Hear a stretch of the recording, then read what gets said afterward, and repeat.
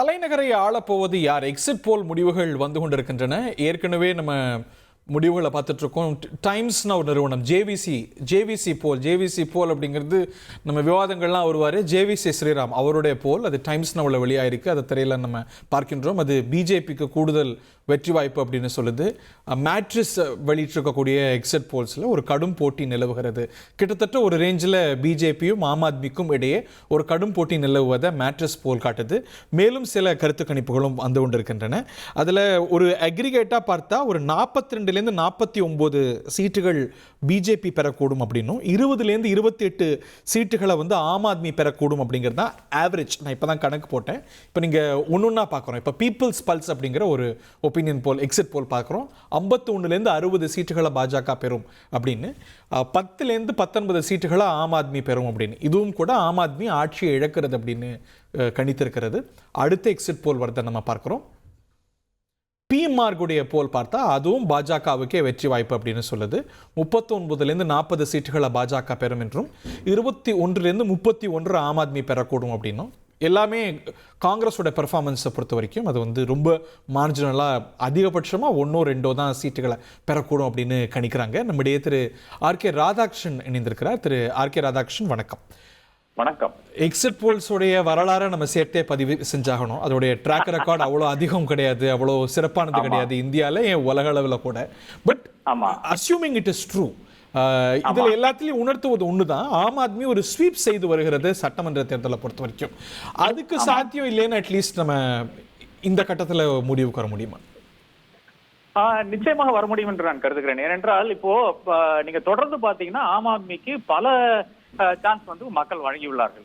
அந்த பல சான்ஸ்ல வந்து என்ன அவர்களால் செய்ய முடிஞ்சது என்ற கேள்வி நிச்சயமாக இருக்கிறது. மோகன்லால் கிளினிக்ஸ் ஆரம்பிச்சாங்க, சில விஷயங்களை செய்தார்கள் என்பதுல மாற்றுக்கருத்து இருக்க முடியாது. பட் அதை தாண்டி நிறைய கரப்ஷன் அலிகேஷன்ஸும் ஊழல் அலிகேஷன்ஸும் அவங்க மேல வந்திருக்கிறது என்பது ஒரு வாசமான விஷயம் தான். அப்கோர்ஸ் அரவிந்த் கெஜ்ரிவாலை சிறைபிடிச்சது வந்து தவறு என்று வைத்துக் கொள்ளலாம். ஆனால் அதை தாண்டி பல விஷயங்கள் நடந்திருக்கிறது. அந்த விஷயங்களுக்கு மணிஷ் சிசோதியா ஆனாலும் சரி, பல நபர்கள் வேற இருக்கிற நபர்கள் ஆனாலும் சரி, அவர்கள் எல்லாம் வந்து பதில் சொல்ல வேண்டிய ஒரு கட்டாயத்தில் வந்து தள்ளப்படுகிறார்கள். இது ஒரு பக்கம் இருக்க, அடுத்ததாக இந்த பல விஷயங்களை வந்து மத்திய அரசாங்கம் தான் டெல்லியை பொறுத்தவரை ஹேண்டில் பண்ணி கொண்டிருக்கிறது. குறிப்பாக உள்துறையிலிருந்து ஆரம்பித்துக் கொண்டு பல விஷயங்களை அவர்கள் தான் ஹேண்டில் பண்ணி கொண்டிருக்கிறார்கள். அதுக்கு கீழே மட்டத்தில் இருக்கின்ற முனிசிபல் கார்பரேஷன்ஸ்லயும் 3 கார்பரேஷன், ஐ திங்க் 2 கார்பரேஷன் வந்து பிஜேபி தான் கண்ட்ரோல் பண்ணுது என்று நான் கருதுகிறேன். அப்போ ஒருவேளை மக்கள் இப்படி நினைக்க கூடும், அதாவது எதுக்கு பல முறை வந்து ஆப்பு கொடுத்துட்டோம், ஒரு முறை பிஜேபி கொடுத்து பார்க்கலாமே என்ற மனநிலை கூட மக்களுக்கு இருக்கலாம் என்று நான் கருதுகிறேன்.